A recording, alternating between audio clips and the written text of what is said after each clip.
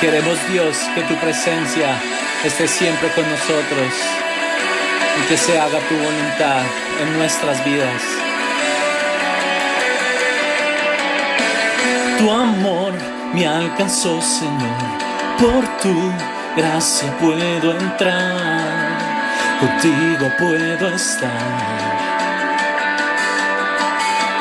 En mí vive tu verdad, vida, tu palabra es, vida eterna es. Vivo por ti, tu verdad. Que tu reino, Dios, venga con poder, que se haga tu voluntad. Donde tú estás, fluye salvación. Quiero más de ti, más de ti.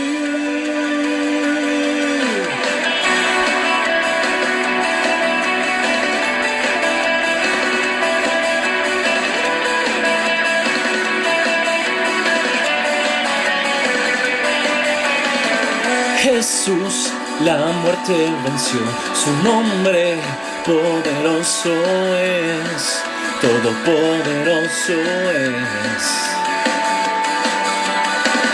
En fe me levantaré, tus pies y manos yo seré, tu vida mostraré. Vivo por ti, tu verdad. Que tu reino, Dios, venga con poder, que se haga tu voluntad. Donde tú estás, fluye salvación. Quiero más de ti, más de ti.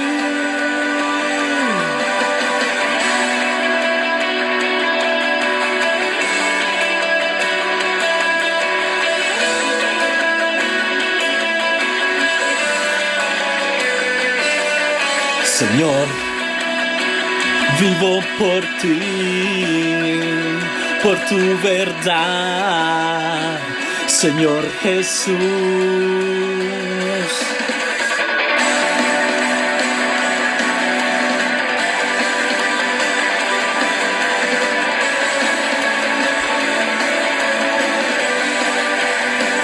Vivo por ti, por tu verdad.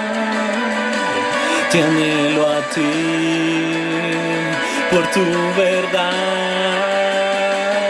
Que tu reino, Dios, venga con poder, que se haga tu voluntad. Donde tú estás, fluye salvación.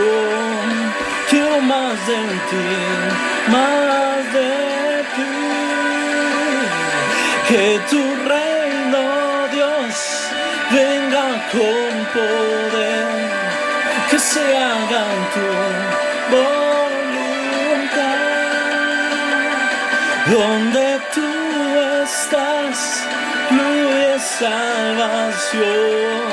Quiero más de ti, más de ti.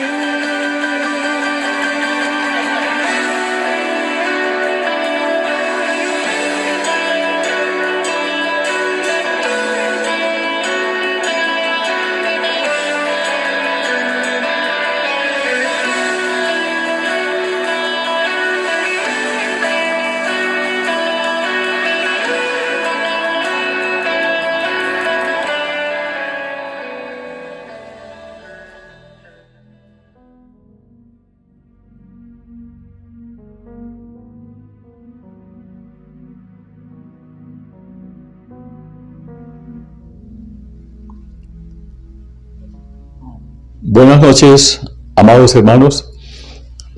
Estamos aquí hoy para nuestro culto, para nuestra enseñanza. Esperamos que el Espíritu Santo hoy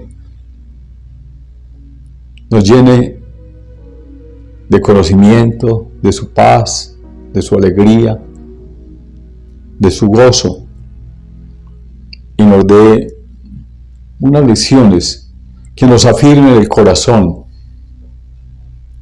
que nos ayuden a amar más a nuestro Dios, a estar más cerquita de Jesús, nuestro Salvador. El tema que traemos para hoy es: vivamos en amistad con Dios para crecer. Vamos a orar al Señor en este momento, a pedirle su luz. Padre, estamos en tu presencia. Te damos muchas gracias, Padre, por habernos permitido estar ahora reunidos acá a través de estos micrófonos, a través de estas redes, Señor. Y pedimos que nos hables esta noche. Háblanos, Señor, que queremos escucharte, queremos oírte, para aprender sabiduría, conocer más a nuestro Padre Dios y a su Hijo Jesucristo, porque queremos la vida eterna que nos trae este conocimiento y la fe en Jesús, nuestro Salvador. Muchas gracias, Dios. Gracias por tu Espíritu Santo que nos viene a enseñar,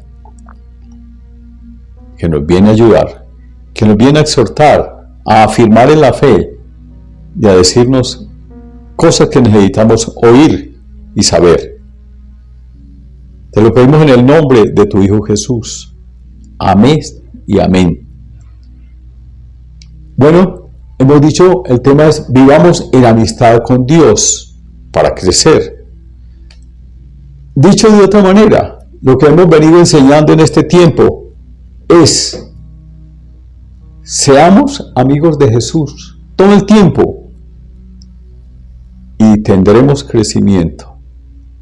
Y eso es lo que necesitamos en este momento: crecer en el conocimiento de Dios, crecer en el amor a Dios, crecer en este camino al Padre que Jesús nos enseñó y nos dio para llegar a Dios, al Padre. La introducción que tenemos es la importancia de este tema. Vamos a hablar un poquito sobre eso. Necesitamos crecer espiritualmente. A veces nos estancamos los cristianos. A veces hasta pensamos que no estamos creciendo nada, que estamos perdiendo el tiempo, que estamos sin fruto. Y tal vez tengamos razón en eso. Porque la vida cristiana debe ser de continuo crecimiento en la vida espiritual. Cuando Cristo llegó a nuestras vidas, a nuestros caminos, a nuestros corazones y pensamientos, la idea que teníamos de Dios era muy incipiente, muy poca, muy pobre. El Dios que tal vez conocía nuestras mentes estaba muy lejos. No sabíamos quién era, qué hacía, cómo operaba o qué función o papel desempeñaba en nuestro mundo. Vivíamos casi sin Dios. Estábamos en completa ignorancia de la vida espiritual y verdadera vida que está con Dios. Esa vida era tal vez una mezcla de muchas cosas, de religiones, mezcla de corrientes filosóficas, de ideas de mitos o miedos juveniles tal vez. Nada consistente y que pudiéramos considerar verdaderamente importante como para conocerlo y tenerlo en cuenta. Porque quizá todas estas ideas hacían parte de un imaginario cultural. ¿Sí? No bien preciso y concreto, tal vez. Por eso nuestro comienzo en la vida cristiana fue a partir de la ignorancia.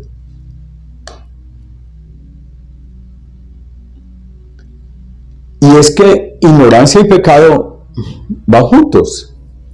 Oseas fue uno de los profetas de los tiempos previos al exilio de Samaria y Judá, y fue testigo con Oseas, Amós, Isaías y otros profetas de la situación de perversión moral del pueblo de Israel. Y miren lo que decía Oseas 4:6.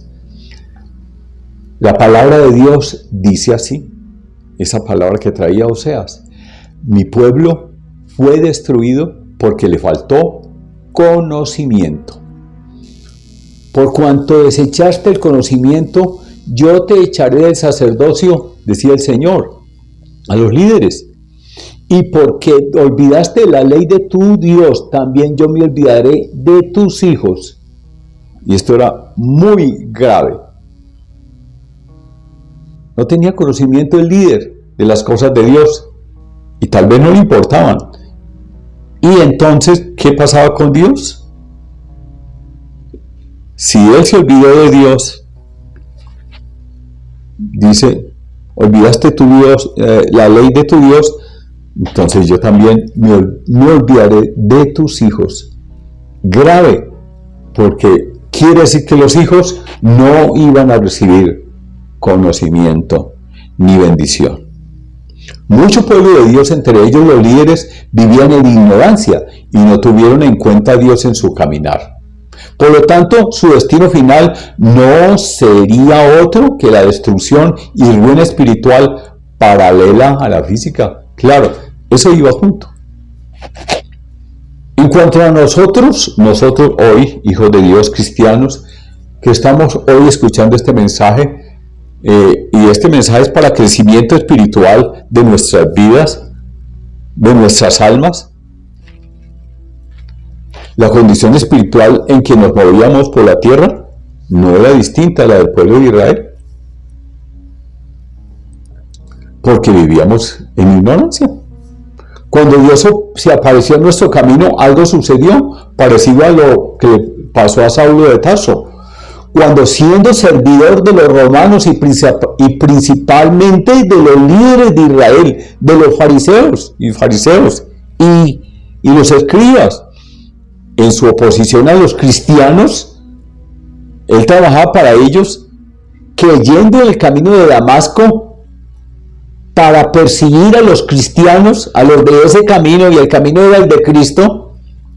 Recibió la reprensión de Dios y el llamado al ministerio. Entonces, ¿qué le pasó?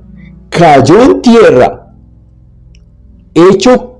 causado por un resplandor de luz del cielo, quedó ciego por unos días, por 3 días, y el Señor le habló y le dio órdenes de continuar su camino a Damasco, donde recibiría la instrucción de Dios, y la recibió a través de un líder que lo recibió muy bien, y luego sucedió algo. Aunque Saulo tenía bastante conocimiento de la letra, no tenía el espíritu para discernir correctamente sobre el camino correcto al cielo. ¿Cuál era el camino que debía seguir Pablo? No, tenía una dirección que no era dirigida por el cielo, sino por líderes que seguían sus propios caminos, sus propios pensamientos.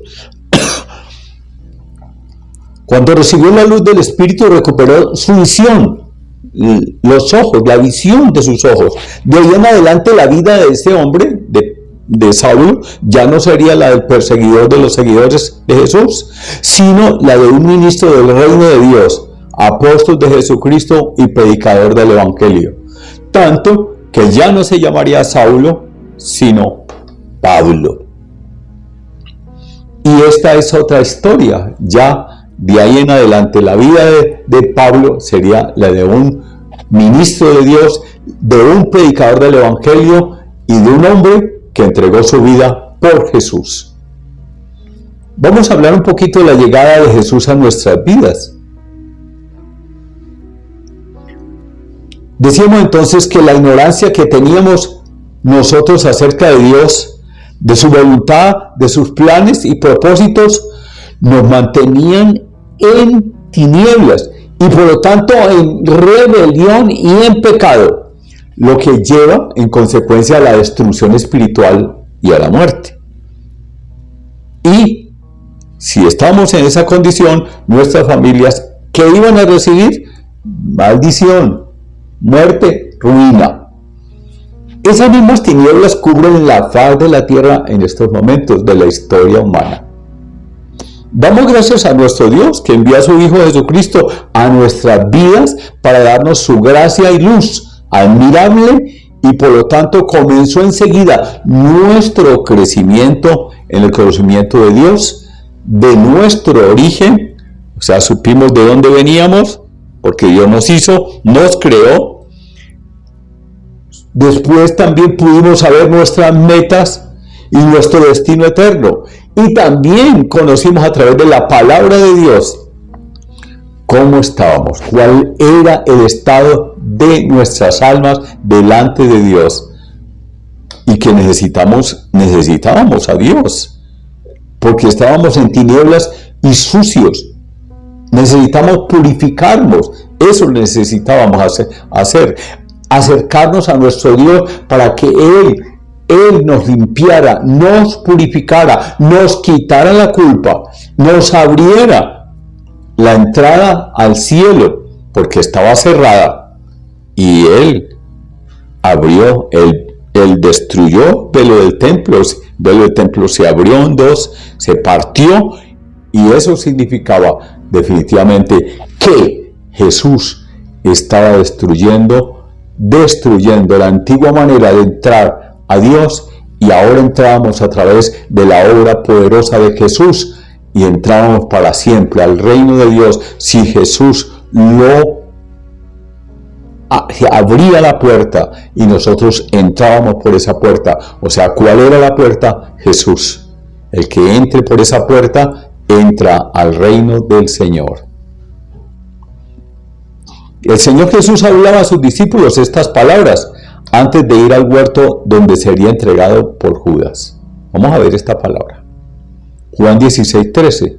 Pero cuando venga el Espíritu de verdad, les decía el Señor, Él os guiará a toda verdad, porque no hablará por su propia cuenta, sino que hablará todo lo que oyere y os hará saber las cosas que habrán de venir. El Espíritu Santo era el consolador que venía a enseñar, que venía a traer mucha claridad sobre cosas que todavía no se entendían. Él venía a traer la claridad a su pueblo. Jesús decía a sus discípulos lo que estaba próximo a suceder. Él estaba contándole en esta conversación que tenía con los discípulos, les iba a decir qué cosas iban a pasar. En el Pentecostés, después de la muerte, la resurrección y la ascensión de Jesús al Padre, el Espíritu Santo vendría y enseñaría muchas cosas a estos hombres elegidos para llevar el Evangelio al mundo. Cosas que ellos no entendían, no debían conocer tampoco, porque no habían recibido el poder para sobrellevar esa carga. Entre esas cargas que tenían que sobrellevar ellos y entender y aceptar, estaría lo concerniente a las persecuciones que vendrían sobre ellos por causa del nombre de Jesús. Porque Jesús venía a establecer el reino de Dios en la tierra. Estaba creando la iglesia, su iglesia, esa iglesia de poder, en la cual operaría el mismo Espíritu Santo para llevarla al encuentro con Jesús después. Aunque estaba muy cercana a la entrega de Jesús por parte del traidor, o sea, de Judas, a las autoridades para ser juzgado Jesús no quería que sus discípulos fueran sorprendidos y se asustaran con lo que iba a sucederles a ellos, porque ellos también iban a ser perseguidos. Pero primeramente Jesús iba a ser separado de ellos. Y ellos no podían aceptar eso, les daba mucha dificultad. Por esta razón les dijo Juan 16 del 1 al 4, estas cosas os he hablado para que no tengáis tropiezo. Os expulsarán de las sinagogas. Y aún viene la hora cuando cualquiera que os mate, les estaba anunciando que los iban a matar. Cualquiera que os mate pensará que rinde servicio a Dios. Y esto creía hacer Pablo. Acuérdese de Pablo. Saulo. Antes Saulo. Él mataba a los cristianos. Fue testigo de la muerte de Esteban. Él era testigo y creía que estaba sirviéndole a Dios. Ellos entonces harán esto porque no conocen al Padre ni a mí. No conocen al Padre, no conocen a Dios, no conocen la doctrina de Jesús, que Jesús vino a enseñar. ¿Cuál es el mandamiento? Amén. A Dios con todo el corazón, con todo el alma, con toda la fuerza, con toda la mente.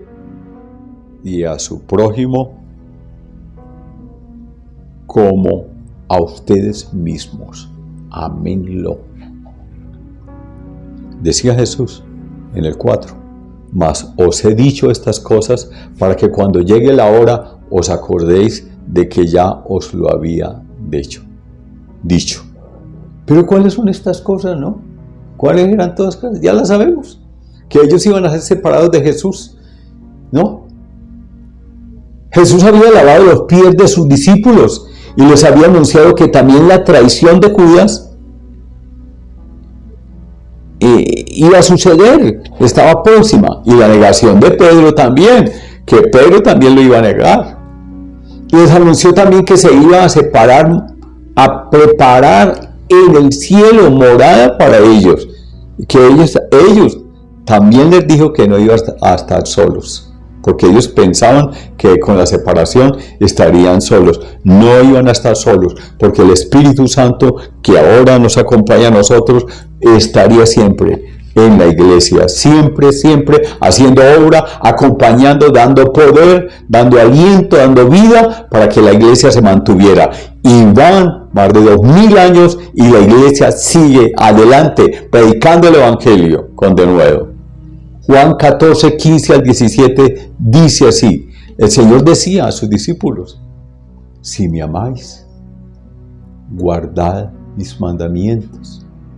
Y yo rogaré al Padre y os dará otro consolador. Antes de ir a la muerte, Jesús les decía, yo rogaré al Padre y os dará otro consolador. Él lo iba a mandar para que esté con vosotros para siempre, el Espíritu Santo. El Espíritu de verdad, al cual el mundo no puede recibir. Si el mundo no puede recibir al Espíritu Santo, no lo recibe. ¿Por qué no lo quiere recibir? Porque el mundo prefiere el pecado, la corrupción, la muerte, la ruina. Quiere vivir en la idolatría, adorando los ídolos de este siglo, el oro, la plata, el poder, todo eso que finalmente lleva a la ruina, pero eso es lo que quiere el mundo. El Espíritu Santo no puede estar en ese ambiente, en ese espacio, no vive el Espíritu Santo. ¿Por qué? Dice el Señor, porque no le ve ni le conoce, pero vosotros le conocéis porque mora con vosotros y estará en vosotros. Decía el Señor Jesús a sus discípulos en el libro de Juan. Pero veamos por qué, volvamos otra vez sobre esto, ¿por qué les dice que no estarán solos? Porque Él sabía lo que estaban ellos pensando, lo que tenían en el corazón, que estaban sufriendo, estaban tristes, porque muchas cosas les había dicho Jesús, pero no las tenían claras. Cristo sabía que iban a extrañar su presencia, y ellos no querían que se fuera realmente. Ellos no.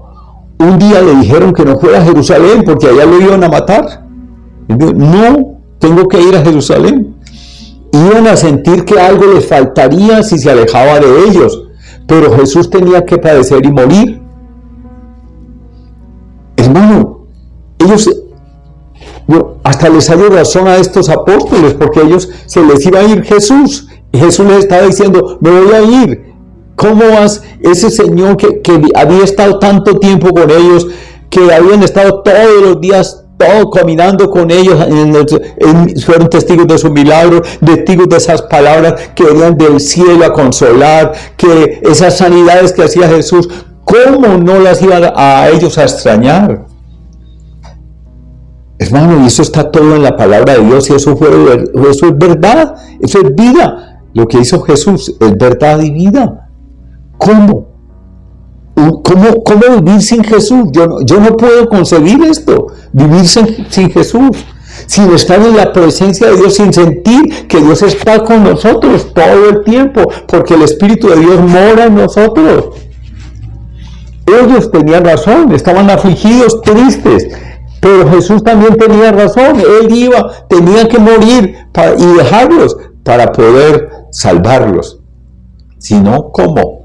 Tenía que entregar su vida y su sangre por ellos mismos y por el mundo, para que el mundo fuera perdonado, para que el hombre de esta tierra, el pecador, se arrepintiera y recibiera a Jesús en su vida y aceptara que Jesús es el Señor, que Jesús es el que perdona, que Jesús es el que salva, que no hay otro que pueda salvarlos. No hay un hombre, ni una mujer, ni todos juntos, ni millones de hombres, de dioses, nadie puede salvar. Solamente Jesús, con su muerte, con su sangre, con su muerte en la cruz, y cuando Él derramó su sangre por todos nosotros, para que fuéramos perdonados, para que fuéramos salvados, para que pudiéramos entrar al reino del Padre.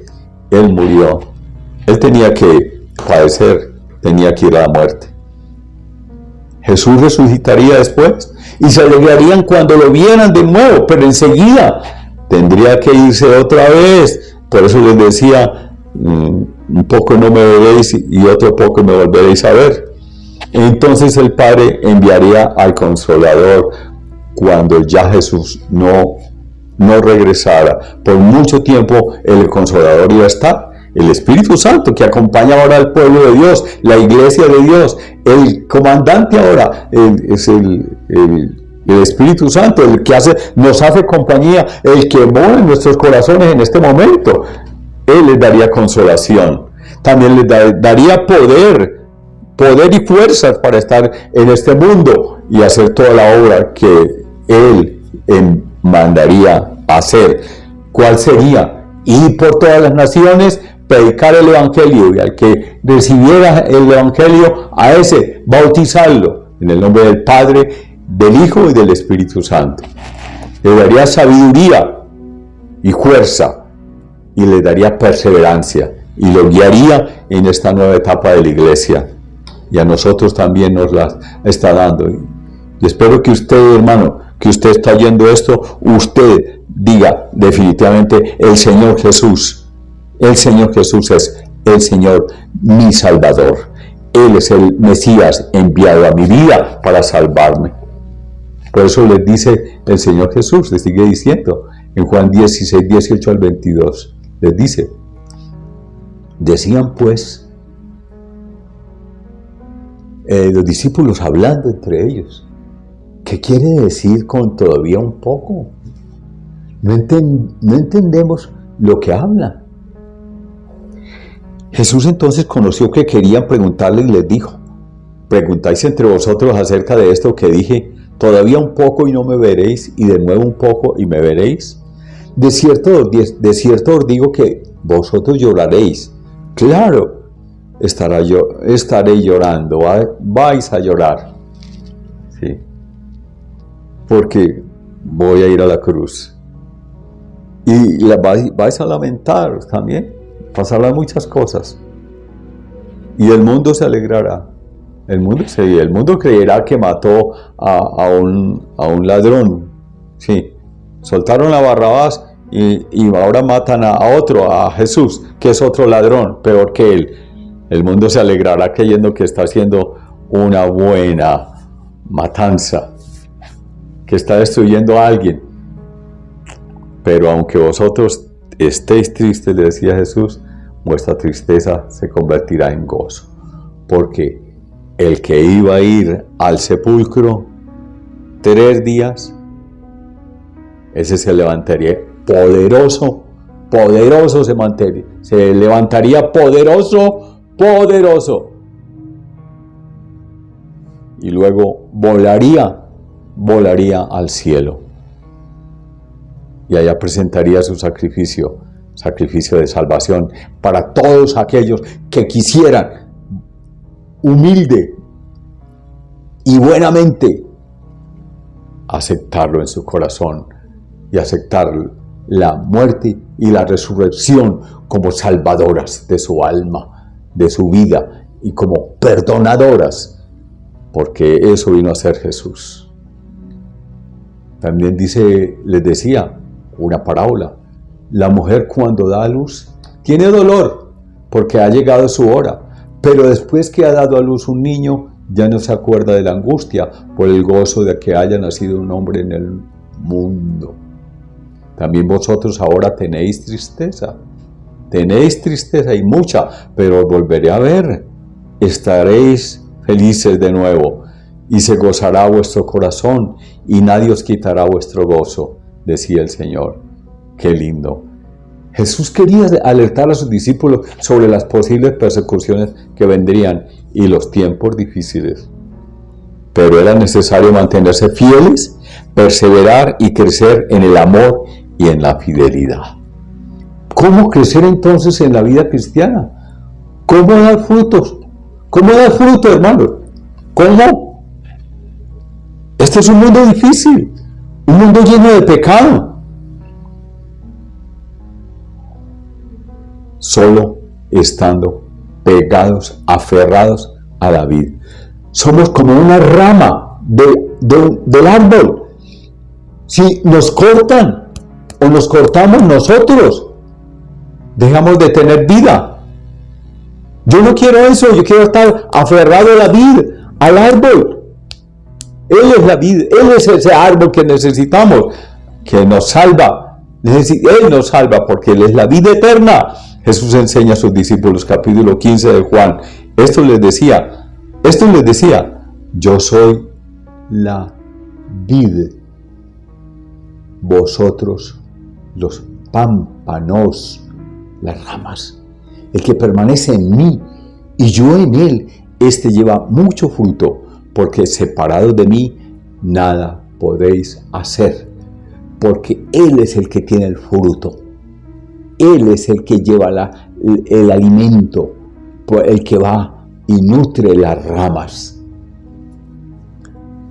Sin Él no hay vida. Decía más, el que en mí no permanece será echado fuera como pámpano. O sea, como una rama es cortada, echada fuera y se seca y la recogen y la queman en el fuego y arde. Si permaneciereis en mí, les decía el Señor a sus discípulos, y mis palabras permanecen en vosotros, pedid todo lo que queréis y os será hecho. Qué hermoso, porque Jesús es la vida. No podemos perder esa vida. Y pensar que hay tanta gente que uno le habla de Jesús y no quieren a Jesús, no aceptan a Jesús, como si Jesús fuera un fantasma, algo raro, algo que les va a hacer mal. Cuando Jesús es la vida del hombre, lo que necesita ahora el mundo es Jesús. ¿Qué necesitan las naciones ahora? A Jesús. Se está yendo nación contra nación, reino contra reino, rey contra rey. Se están peleándose por tierra, por plata, por petróleo, por todo eso, por enemistades. Y no quieren hablar de paz de Jesús, porque Jesús es la paz. Si aceptan a Jesús, van a tener posibilidades de andar en el camino correcto. Hay crecimiento espiritual en el cristiano cuando se mantiene en unidad perfecta, completa y continua con Dios, con Jesús. Él es el que nos une al Padre. esta relación es como un manantial de vida y fecundidad que permite al cristiano dar fruto, porque le da poder. ¿Para qué? Para poder usar la armadura de Dios y hacer frente al enemigo y resistir al mal, al diablo, hasta el fin. El profeta Isaías recibía de Dios una parábola muy significativa de lo mismo. Él la recibía 700 años antes de Jesús. Decía: ahora cantaré por mi amado el cantar de mi amado a su viña. Isaías 5:1 al 4. Tenía mi amado una viña en una ladera fértil. La había cercado y despedregado, plantado de vides escogidas.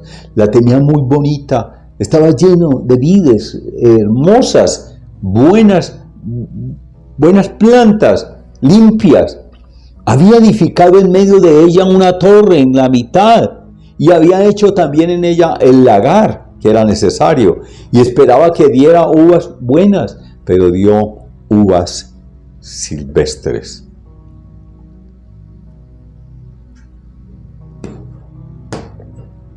Dice el Señor a través de Isaías en este momento: ahora pues, vecinos de Jerusalén y varones de Judá, juzgad entre mí y mi viña. ¿Qué más se podía hacer de mí? A mi viña. Yo todo había hecho por esa viña. ¿Qué hay que hacer? ¿Qué cosas yo no he hecho por ella? ¿Cómo? Esperando que yo que diera uvas buenas, ha dado uvas silvestres. Uvas silvestres, un mar de maldad. ¿Cuál es el fruto que espera Dios de su pueblo? ¿Cuál es el fruto? La justicia, la paz, la bondad, el amor, la compasión, la pureza, la piedad. Tened piedad, el perdón. Pues miremos Gálatas 5:22. Ese es el fruto del Espíritu, que no es más que amor, y gozo, y paz, y paciencia, y benignidad. Usted es benigno, hermano. Hay bondad en usted. Fe. Usted cree en Dios. Usted cree que hay un Dios poderoso que está sobre usted y aún sobre sus propias decisiones, que Él es más grande que usted. ¿O usted cree que usted es el Dios de la tierra? ¿Hay mansedad en usted, manso? ¿Templanza? ¿Usted sabe contenerse? ¿O se llena de ira y quiere matar a los demás por una simple incomprensión? Dice aquí que contra tales cosas, esas cosas buenas, esas virtudes, no hay ninguna ley. Esa es la ley de Dios. No hay fruto de Israel. No hay fruto en Israel bueno. Eran puras uvas malas, silvestres, que no se podían comer. El fruto de Israel era malo. Pero ¿y qué esperaba Dios de Israel?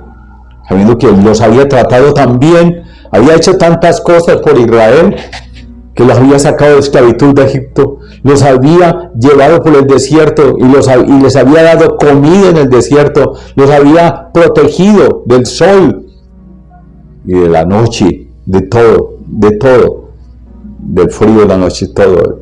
Dios lo había hecho cantidad de cosas por ellos. ¿Qué cosa no había hecho Dios por esa vida? Pero no le dieron. Lo que Dios esperaba de su pueblo eran uvas buenas, de justicia, de amor a Dios, que amaran a Dios verdaderamente, no lo amaban. Cosas agradables, dulces, agradables al paladar, al gusto.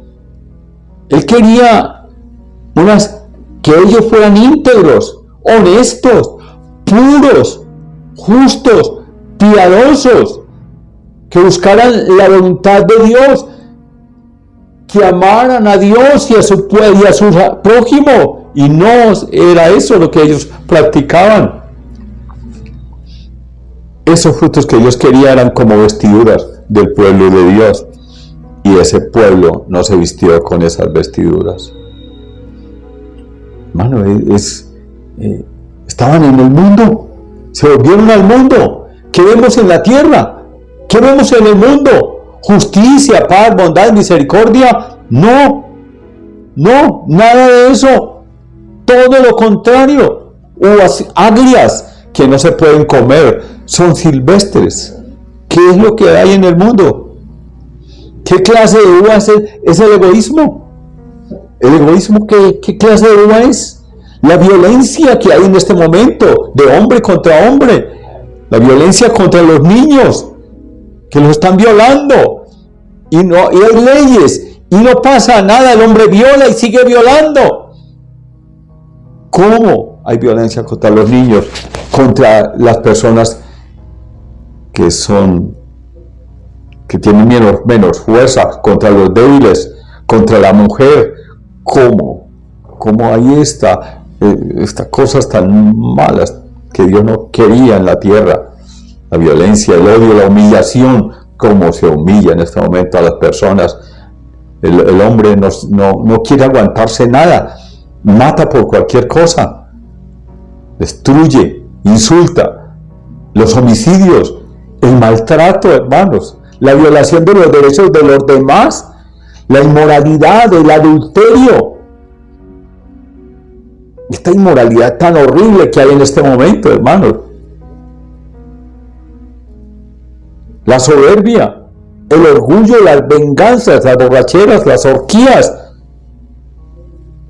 la destrucción de la familia en este momento. ¿Cómo quieren destruir la familia? El hurto, el engaño, la mentira, la corrupción, todo lo que sea, hacer una fiesta en esta tierra para practicar todo esto, eso está bien, pero no quieren recibir la palabra de Dios, no quieren escuchar canciones cristianas, no las quieren, quieren seguir practicando las demás iniquidades que se hacen bajo el sol, de las cuales van a tener que pagar y se van a arrepentir.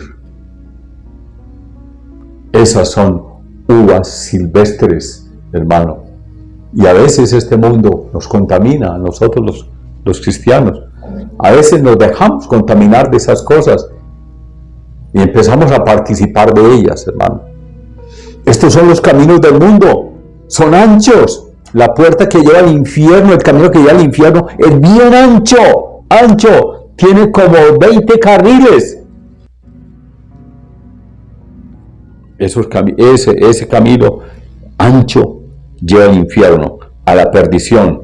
Son caminos aprobados y consentidos por los gobiernos y por la mayoría de la gente que han perdido la conciencia, han perdido la virtud, han perdido el norte, no tienen brújula, ya no saben para dónde van. Ya les parece que se pueden quedar aquí en la tierra, que no hay que darle cuenta a Dios. Dicen que no hay que darle cuenta a ningún Dios porque Dios no existe, que esos son inventos del hombre, que el hombre se inventó eso lo están diciendo. La ciencia quiere demostrar que Dios no existe. Y lo escribe en el libro, y Dios que va a existir, esos son inventos de uno muy sabio, que hizo los cielos y la tierra, y que creó al universo, y que creó al hombre, pero lo hizo libre, y le dio la capacidad de decidir si quiere estar con él o no quiere estar con él. El mundo todo lo confunde ahora. A lo malo le dicen bueno y a lo bueno le dicen malo. Si uno hace lo bueno, lo están criticando. Si uno ama a Dios, lo están criticando. Si uno ama al prójimo, le están diciendo bobo. Le están diciendo, ¿cómo hace así? ¿Cómo es usted así? No, contéstele como él merece. Dele duro, mátelo si es necesario. ¿Cómo hablan así? Eso es Caín. Caín, ¿cuántos Caínes hay en la tierra en este momento, amado?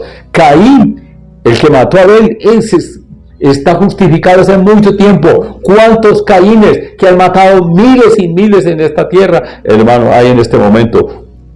Hay hombres que han matado son responsables de la muerte no de uno, sino de muchísimos, hermano, y hacen y llevan a cabo torturas y sujetan y maltratan a pueblos enteros, hermano. Y el mismo Isaías hablaba de esto.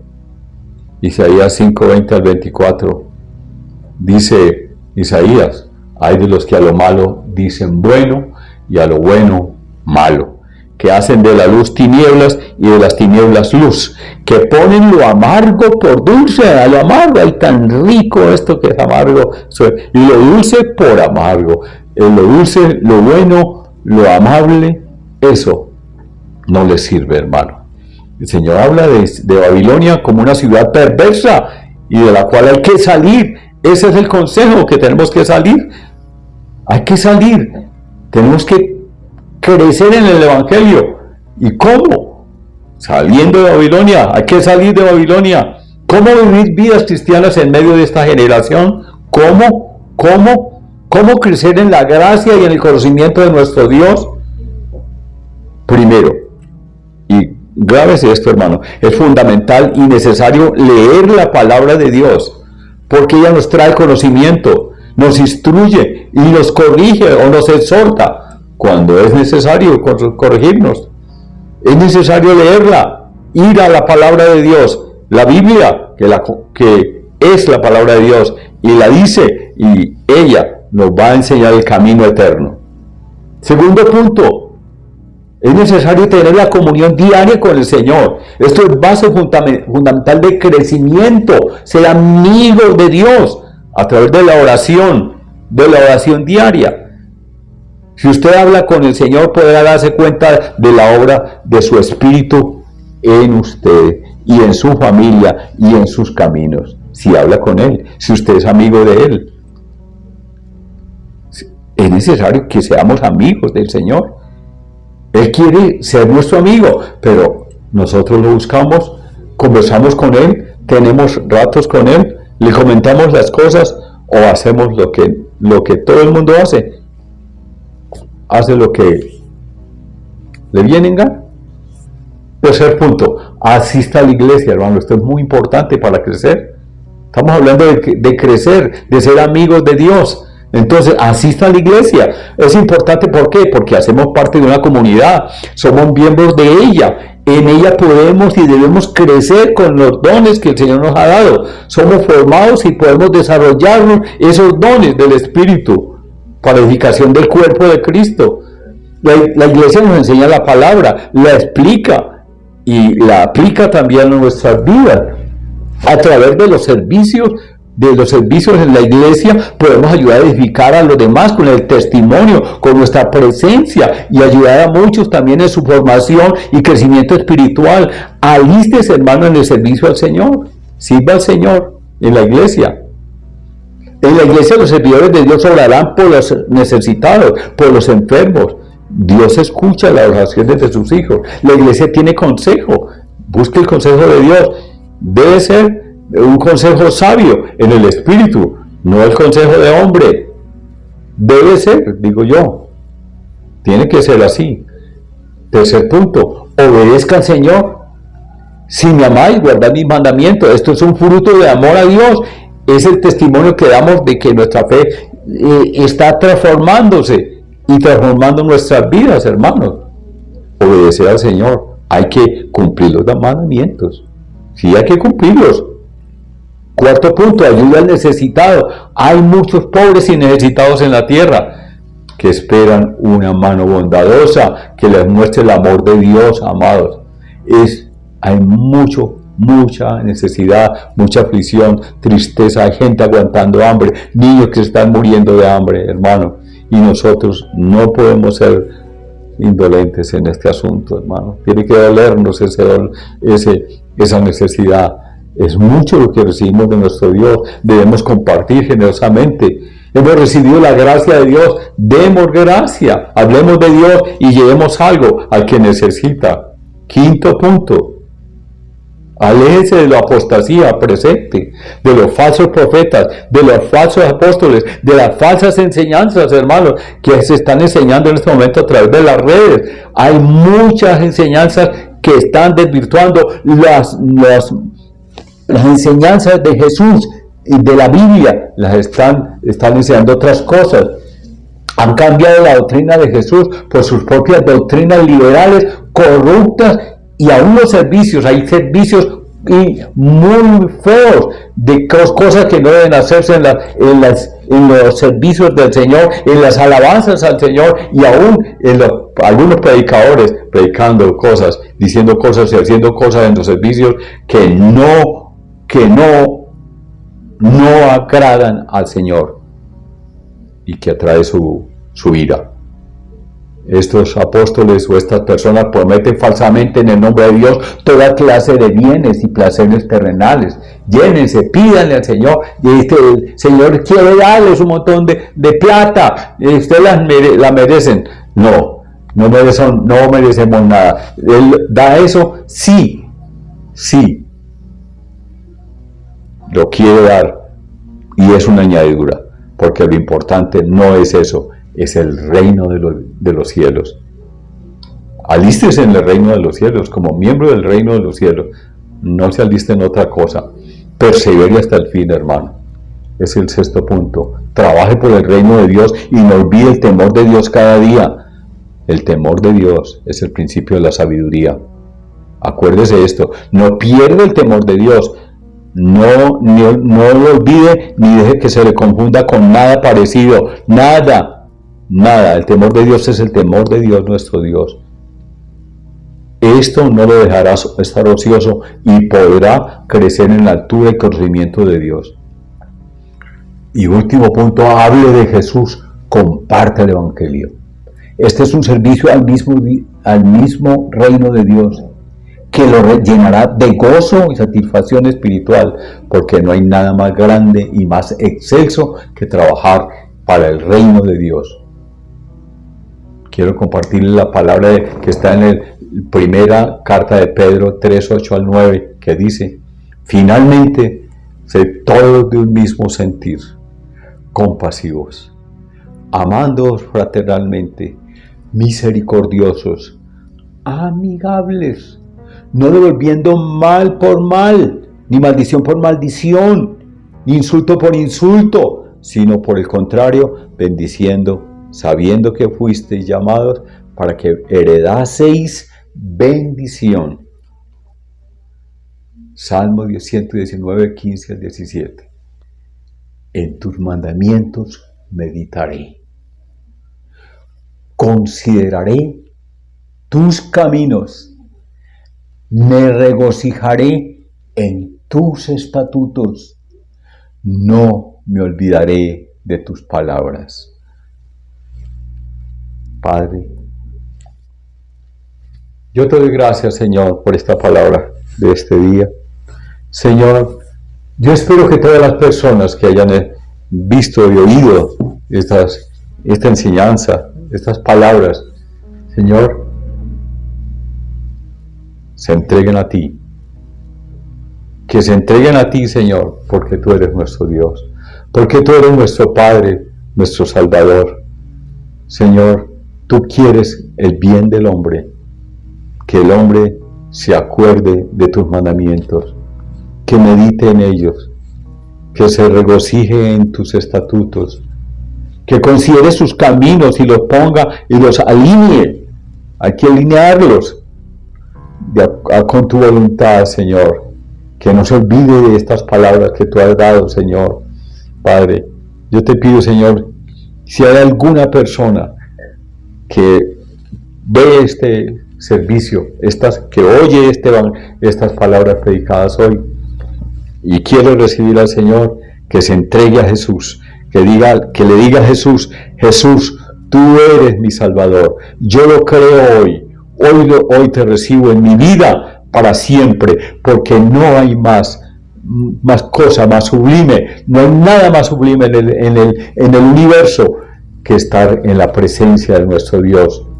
No hay nada más grande, más excelso, más especial que vivir en los atrios, poder estar en tu santuario, Señor Jehová Dios, alabando tu nombre y diciéndote gracias, Dios, por todas las cosas que me has dado, por todo lo que has hecho en mi vida y por la vida eterna que me has dado, Señor, en Cristo Jesús, Señor nuestro. Amén y amén.